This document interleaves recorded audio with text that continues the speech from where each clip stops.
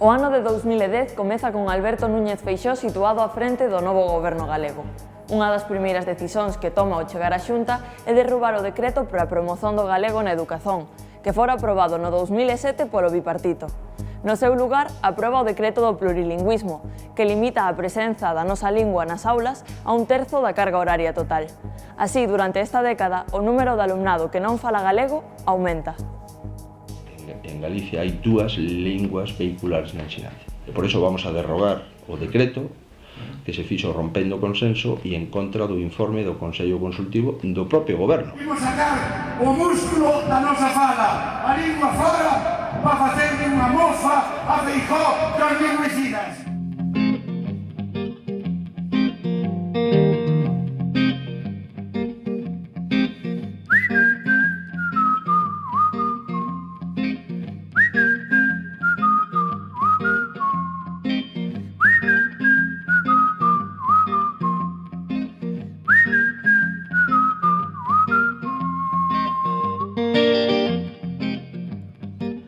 Como nun soño fun seguindo un reflexo, procurando do outro lado calmar o meu desacougo.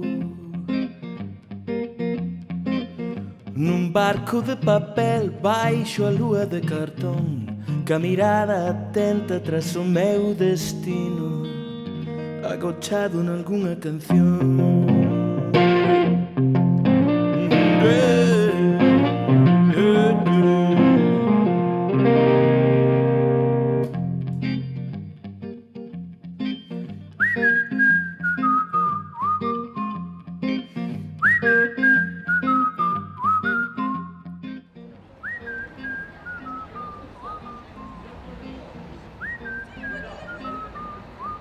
En 2010 se implantouse o decreto do plurilingüismo nos centros de ensino por parte do goberno de Feixóo e polo menos no centro no que eu traballaba daquela, que era o da Arousa, viviuse como un ataque frontal á lingua, non? Nos tiñamos a sorte ainda de contar con bastante alumnado galego falante, pero si se percibía perfectamente a queda da lingua nas capas máis novas de alumnado, e o feito de que, por exemplo, se instar as familias a opinar sobre si nas etapas de infantil, por exemplo, podían escoller a lingua do alumnado, creou unha polémica que previamente non había, porque estaba asumido na comunidade educativa, tanto entre profesorado como alumnado, como familias, estaba asumido que a lingua galega tiña unha situación, ou debería ter, unha situación prevalente pola cuestión de discriminatoria, e ese consenso que xa había foi destruído por ese decreto. Para min é o máis importante do decreto. Estamos aquí contra o decreto do galego polas súas consecuencias que vai a ter na aplicabilidade nos centros, na conflictividade e tamén por non facer da lingua un elemento de confrontación. Este decreto vai a ser tal vez a norma máis negativa para o ensino e para o galego. No decreto de plurilingüismo hai elementos que ademais foron moi bestiais, por exemplo, o feito de prohibir determinadas materias que se foran dadas en lingua galega, é dicir, facer obrigatorio que esas materias foran en lingua castelá. Até ese momento, evidentemente, só as linguas, cada unha das linguas tiña que ser na lingua en cuestión, castelán en castelán, galego en galego, e o resto decidía un pouco a comunidade educativa, cada centro como repartía, non? Como facía o reparto de idiomas en caso de ter que facelo. Provocou incluso, tamén o decreto, levou as polémicas aos claustros, non? Obrigando o profesorado a tomar partido en unha cuestión que, ao mellor até ese momento, non era tan necesario tomalo, non? E obrigando a mudar de lingua a profesorado galego falante, que é o máis necesario, outra vez estamos no mesmo nos centros, porque se hai un déficit, ao mellor nos centros é de profesorado galego falante, non de profesorado castelán falante. Creo que isto mudou un pouco as cousas respecto do galego, porque as linguas son moi sensibles aos conflictos, moi sensibles. Cuanto máis, digamos, converxencia política ou acordo, onde que sexa de mínimos, haxa sobre elas, moito mellor. Temos o exemplo do euskera no País Vasco, que comezou a súa andadura autonómica nun nivel inferior, desde logo, no uso popular, ao galego. Nas cidades non se falaba euskera, e incluso nas vilas, etc. E o goberno vasco foi capaz de trazar unha política bastante inclusiva e, sobre todo, de pacto entre o nacionalismo e o non nacionalismo. A Xunta de Galiza demostra un total desleixo e desprezo pola lingua. A realidade é que é imposible vivirmos en galego con normalidade. Unha cousa é discriminar positivamente unha lingua e outra cousa é impoñela. O que se fixo en estes últimos 4 anos foi un retroceso.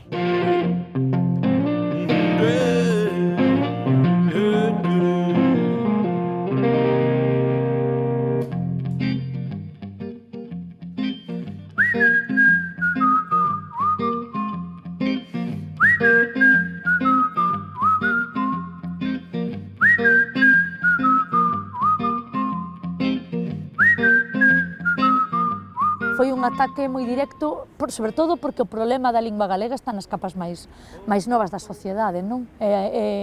Son as pequenas e os pequenos que están a nacer agora as que non usan a lingua porque non teñen onde aprendela nin de quen facelo.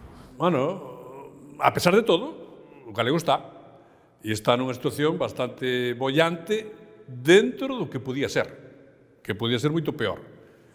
E isto que nos debe, digamos que, marcar o nivel ou o punto de arranque de novas políticas cara ao futuro. No entanto, a sociedade galega non fica de brazos cruzados. Nestes anos surxen importantes iniciativas na sociedade civil do país. Dous claros exemplos destas propostas son a criazón das escolas de ensino en galego semente e a aprobazón no Parlamento galego por unanimidade da iniciativa legislativa popular Valentín Paz Andrade pro aproveitamento da lingua portuguesa e vínculos coa lusofonía, referendada por máis de 17.000 asinaturas da sociedade galega. Damos a continuación a proposición de lei de iniciativa legislativa popular Valentín Paz Andrade para o aproveitamento da lingua portuguesa e vínculos coa lusofonía. Presentes na Cámara 74, votos afirmativos 74, queda aprobada esta iniciativa legislativa popular por unanimidade. A lei leva por título Lei para o aproveitamento da lingua portuguesa e vínculos coa lusofonía. E ten 3 liñas de traballo principais. Unha é introducir o ensino do portugués dentro das competencias en linguas estranxeiras no sistema de ensino galego, no ensino público, basicamente. Ten outra liña de traballo que é a respeito das televisións e radios, o que ten a ver coa comunicación social, de modo que consigamos receber en aberto conteúdos audiovisuais de comunidades lingüísticas iguais ou próximas ás de un país veciño. A terceira liña de traballo ten a ver con as relacións internacionais e aí especificase que o goberno galego promoverá esta integración da comunidade autónoma galega de dúas maneiras, ou en espazos multilaterais ou bilaterais. Creo que foi un paso adiante, un paso simbólicamente importante. Realmente ten menos peso, porque a lei foi presentada como iniciativa legislativa popular con os obxectivos e logo foi aprobada con outros. Nese sentido, creo que se deron os pasos foron ainda moi lentos, digamos que moi escasos, e que hai que profundizar, hai que, digamos que, familiarizar os estudantes galegos coa literatura portuguesa. Teñen que poder ler a Esa de Queirós, ou a Pessoa, ou a Saramago na lingua original. Estamos convencidos de que o plurilingüismo é unha dos grandes tesouros que pode ter un pobo. O feito de ser plurilingüe, o feito de ser políglotas, sempre foi síntoma de madurez e de progreso de calquera pobo, de calquera civilización. Podernos manexar en portugués e que o portugués teña un estatus de oficialidade dentro de Galicia, estou convencido de que non vai ter máis que ventaxas para o noso pobo e para a nosa cultura. Estamos dando pasos interesantes. Agora, temos que dar o paso da eliminación das resistencias. O sea, que por ler a Esa de Queirós en portugués non pasa nada. Se lees a Castelo Branco é como ler a Otero Pedrallo, bueno, non digo que sea o mesmo, pero é dicir que se pode facer, solo con un pouco de cuidado, de orientación, etc. E seríamos moito máis ricos culturalmente. E tamén aproveitar para o mutuo coñecemento, tanto de Galicia, co que é a lusofonía, os países de lingua portuguesa, non só Portugal, e a inversa, traballar para que eses países de lingua portuguesa saiban tamén a oportunidade que Galicia é dentro do ámbito dos países hispanos, dos países hispanofalantes, e o trampolín de entrada tamén, unha plataforma de entrada moi interesante para eles dentro da Unión Europea, que neste momento é un papel que representa só a República de Portugal.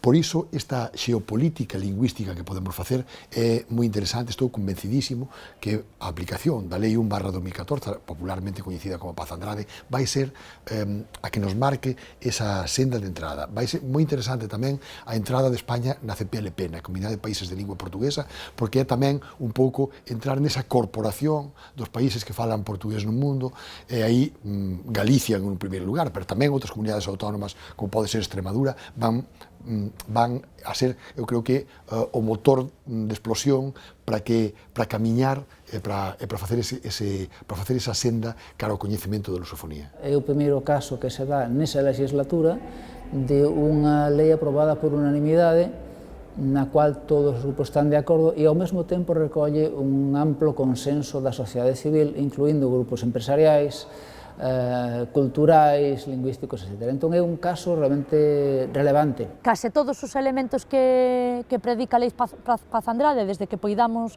escoitar medios de comunicación portugueses na Galiza, é dicir, a rede de televisión, por exemplo, ou que se implante nas escolas o portugués como materia, eu creo que son todo decisións que afectarían positivamente a lingua galega. Evidentemente, desde o principio que eu penso que o galego é unha variedade, mais do portugués, para min o feito de coñecer as outras variedades da lingua, o único que pode facer é enriquecer a miña, non? Evidentemente tamén o saben os poderes e por eso non a aplican, agora mesmo é papel mollado, non? Eu penso que desde o momento en que se aplicase, tería beneficios positivos sobre o galego, sobre todo na cuestión da estima da lingua e da calidade da lingua.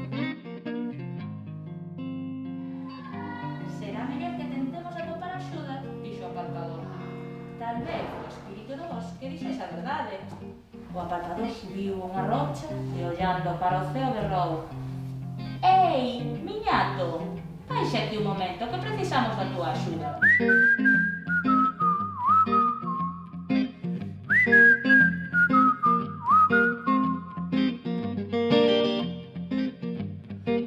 Tantas veces tropecei no camiño, despois de cada golpe só resta empezar de novo, separando a liña do horizonte das luces de neón. A semente partilla a análise sobre como debe ser feito un proceso de reversión lingüística que fixeron outros povos que temos ao redor, non? Non fomos, digamos que, orixinais a hora de analizar a situación lingüística nin as chaves para recuperala. Simplemente fixemos un pouco o camiño que xa foi trazado por outros povos que tiñamos perto. Nese sentido, partillamos a análise de que hai como varios elementos que son imprescindíveis para comezar ese proceso. Un deles pode ser a necesidade de cobrar consciencia da situación lingüística en que se está, mas hai un que é imprescindível, que é contar con unha comunidade lingüística competente para desenvolverse en cualquier contexto. Ou sexa, temos que ter falantes completadas, falantes que teñan a capacidade de utilizar a súa lingua fora dos ámbitos coloquiais e familiares. E iso só pode fornecelo unha formación escolar. Só a escola pode construir falantes completas. Eu creo que o modelo da semente, o feito de facer unha escola monolingüe en galego, é o modelo que deberíamos ter no ensino público. Pero eu boto de menos esas familias, por exemplo, na miña escola. É dicir, eu creo que o profesorado que estamos facendo esa pelexa no sistema público que precisamos son familias que estén dentro con nós, pelexando e apoiando desde as AMPAs ou desde a comunidade educativa e dando exemplo, e a min que esas familias fuxan para un sistema alternativo a mí me resulta contradictorio, porque son as que eu querería comigo, non? Na loita na escola. Non tivemos máis remedio, e non foi unha ocurrencia que tivésemos nós aquí na Galiza, senón que todos os povos que temos ao noso alrededor trazaron este mesmo camiño, xa moitas décadas atrás e con resultados moi esperanzosos.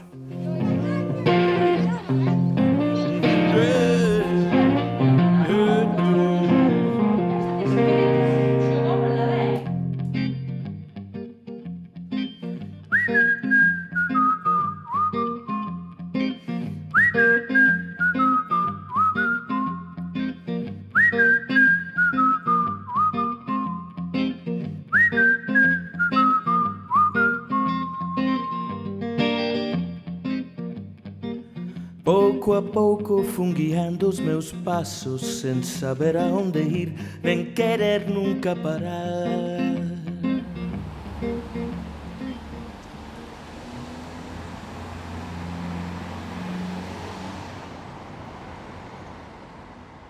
...40 anos de Estatuto Oficial da Lingua Galega.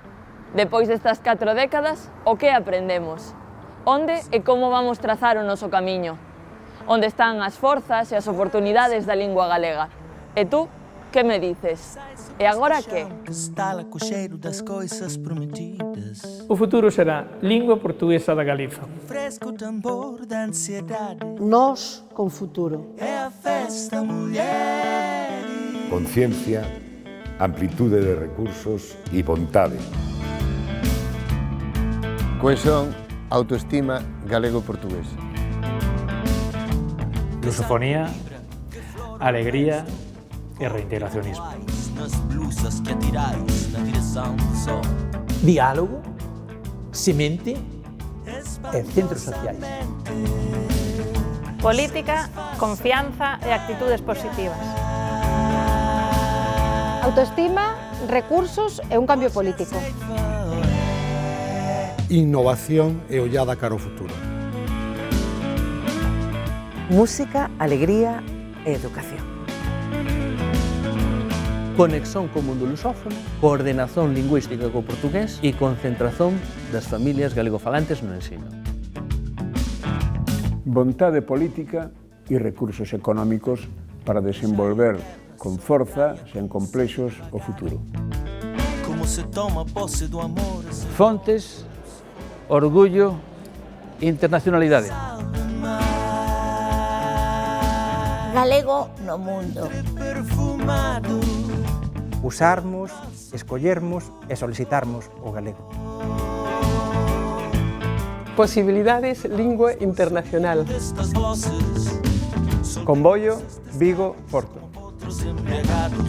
Políticas activas e mudar modelo de lingua. Continuar a construción da rede de escolas e continuar a traballar en medios de comunicación propios. Apoio político e compromiso co galego é o que este necesita para o seu futuro. Consenso, persuasión e orgullo. Danzaremos por sobre a claridade. Comunidade, activismo e optimismo. Infancia e mocidade, cidade e tecnoloxías. Falar máis galego.